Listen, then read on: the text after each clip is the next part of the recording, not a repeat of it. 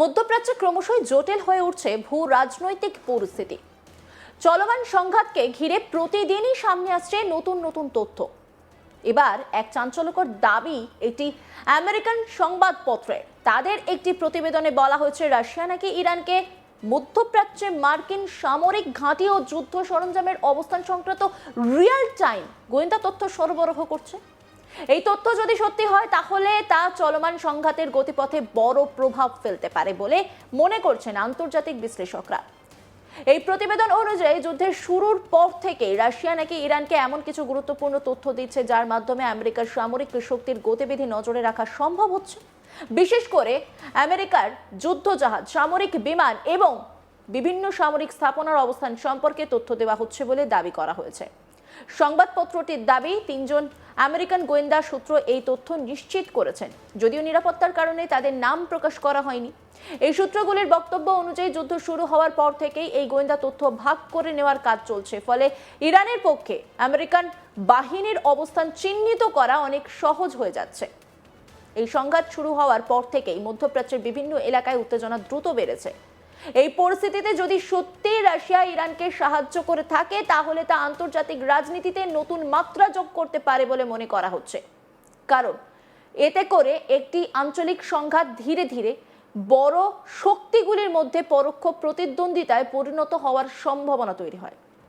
প্রতিবেদনে আরও বলা হয়েছে, যুদ্ধের শুরুতে ইরানের নিজস্ব নজরদারি ক্ষমতা কিছুটা দুর্বল হয়ে পড়েছিল।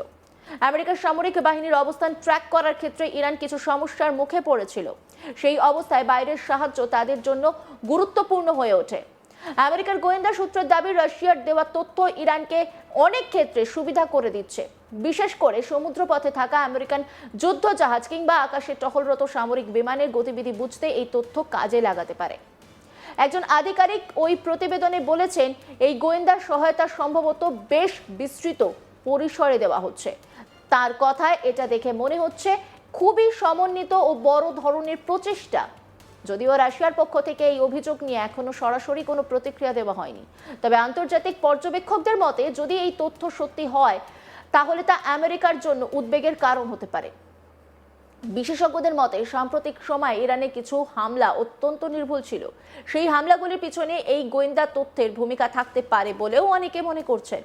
সংঘাত শুরু হওয়ার পর থেকে ইরান ইতিমধ্যেই হাজার হাজার ড্রোন এবং শতাধিক ক্ষেপণাস্ত্র ব্যবহার করেছে বলে বিভিন্ন সূত্রে দাবি করা হয়েছে। এই ড্রোনগুলির মধ্যে অনেকগুলি একমুখী আক্রমণাত্মক ড্রোন, যেগুলি সরাসরি লক্ষ্যবস্তুতে আঘাত হানার জন্য তৈরি করা হয়। এই ড্রোন এবং ক্ষেপণাস্ত্র হামলার লক্ষ্য ছিল মূলত আমেরিকার সামরিক ঘাঁটি, দূতাবাস এবং মধ্যপ্রাচ্যের বিভিন্ন স্থানে অবস্থিত আমেরিকান স্বার্থ সংশ্লিষ্ট স্থাপনা। ফলে পরিস্থিতি ক্রমেই উত্তেজনাপূর্ণ হয়ে উঠছে। এই প্রসঙ্গে ইরানের বিদেশমন্ত্রী আব্বাস আরাকচি সম্প্রতি একটি সাক্ষাৎকারে কিছু ইঙ্গিতপূর্ণ মন্তব্য করেছেন। এক সাক্ষাৎকারে তাকে সরাসরি প্রশ্ন করা হয়েছিল, এই যুদ্ধে রাশিয়া এবং চীন কি ইরানকে সাহায্য করছে? প্রশ্নের উত্তরে তিনি বলেন, তারা সবসময় আমাদের সাহায্য করেছে। তবে সাক্ষাৎ গ্রহণকারী যখন আবার জিজ্ঞাসা করেন এর মানে কি এই যুদ্ধে সক্রিয় সাহায্য করা হচ্ছে, তখন তিনি বিষয়টি নিয়ে আর বিস্তারিত বলতে চাননি। তিনি স্পষ্ট করে বলেন, যুদ্ধ চলাকালীন এমন সংবেদনশীল বিষয়ে তিনি প্রকাশ্যে বিস্তারিত তথ্য দিতে চান না। তার কথায়, যুদ্ধের মাঝখানে আমি এ বিষয়ে কোনো বিস্তারিত তথ্য দিতে যাচ্ছি না। এই মন্তব্যের পর থেকে আন্তর্জাতিক মহলে জল্পনা আরও বেড়ে গেছে। অনেকেই মনে করছেন এর মাধ্যমে পরোক্ষভাবে বোঝানো হয়েছে যে ইরান কিছু আন্তর্জাতিক সমর্থন পাচ্ছে। এদিকে রাশিয়ার প্রেসিডেন্ট ভ্লাদিমির পুতিন সম্প্রতি ইরানের সর্বোচ্চ ধর্মীয় নেতাকে জানিয়ে শেষের ঘটনায় তীব্র প্রতিক্রিয়া জানিয়েছে।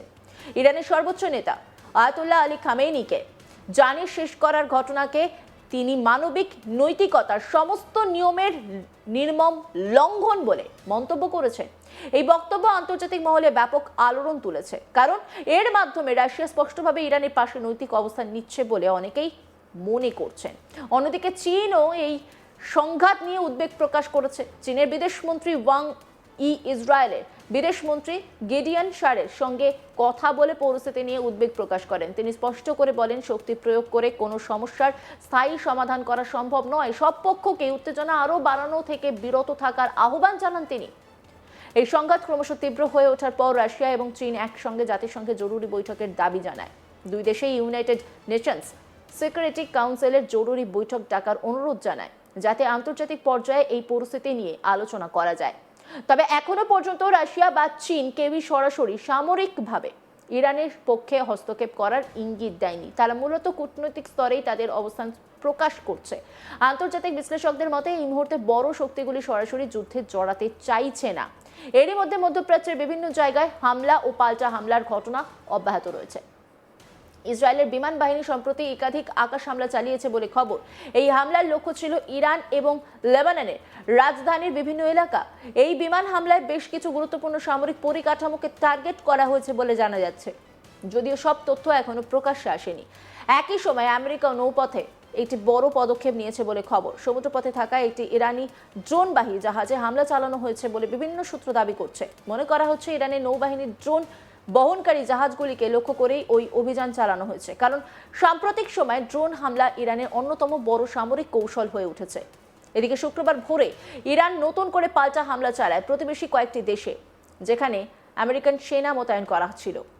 সেখানে আক্রমণ চালানো হয়েছে বলে খবর। যদিও এখনো পর্যন্ত বড় ধরনের হতাহতের খবর পাওয়া যায়নি, তবে পরিস্থিতি যে দ্রুত উত্তেজনাপূর্ণ হয়ে উঠছে তা নিয়ে কোনো সন্দেহ নেই।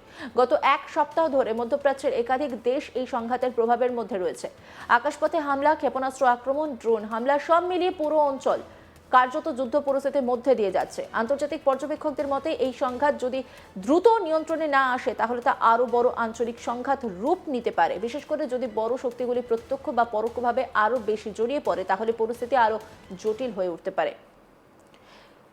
এই মুহূর্তে বিশ্বজুড়ে কূটনৈতিক তৎপরতা বাড়ানো হয়েছে। অনেক দেশই চাইছে দ্রুত যুদ্ধবিরতি হোক এবং আলোচনার মাধ্যমে সমস্যার সমাধান বের করা হোক, কারণ মধ্যপ্রাচ্যের এই সংঘাত শুধু এই অঞ্চলের মধ্যে সীমাবদ্ধ নেই। এর প্রভাব পড়তে পারে আন্তর্জাতিক রাজনীতি, বিশ্ব রাজনীতি, বিশ্ব অর্থনীতি এবং জ্বালানি বাজারেও। সব মিলিয়ে পরিস্থিতি এখন অত্যন্ত সংবেদনশীল। আগামী কয়েকদিন এই সংঘাত কোন দিকে মোড় নেয় সেটাই এখন দেখার বিষয়।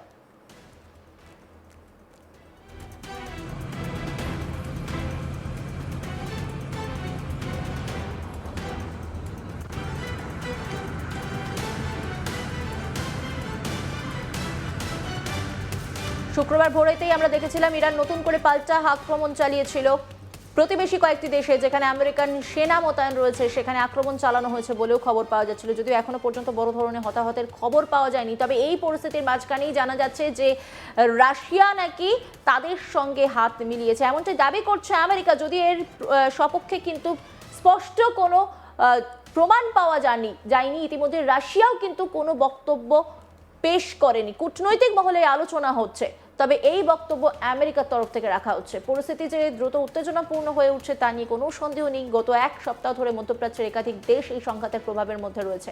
আকাশপথে হামলা, ক্ষেপণাস্ত্র আক্রমণ, ড্রোন হামলা সব মিলিয়ে পুরো অঞ্চল কার্যত যুদ্ধ পরিস্থিতির মধ্যে দিয়ে যাচ্ছে। অন্যান্য খবরের আপডেটের জন্য অবশ্যই নজর রাখুন আজ তাক বাংলার ইউটিউব স্ট্রিমিংয়ে। লাইক, কমেন্ট, শেয়ার এবং সাবস্ক্রাইব করতে ভুলবেন না।